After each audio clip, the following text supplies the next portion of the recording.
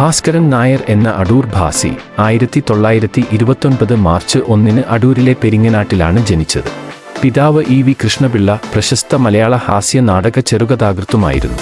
മലയാളത്തിലെ ഏറ്റവും മികച്ച നോവലിസ്റ്റുകളിൽ ഒരാളായിരുന്ന സി വി രാമൻപിള്ളയുടെ ഇളയ മകളായിരുന്നു അമ്മ മഹേശ്വരിയമ്മ.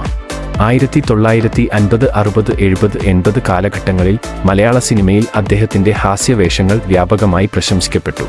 നായക റോളുകളും ക്യാരക്ടർ റോളുകളും ഭാസി ചെയ്തിട്ടുണ്ട്.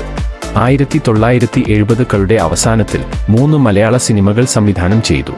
ഇംഗ്ലീഷിൽ പ്രസംഗങ്ങൾ നടത്തുന്നതിലും അടൂർ ഭാസി പ്രശസ്തനാണ്.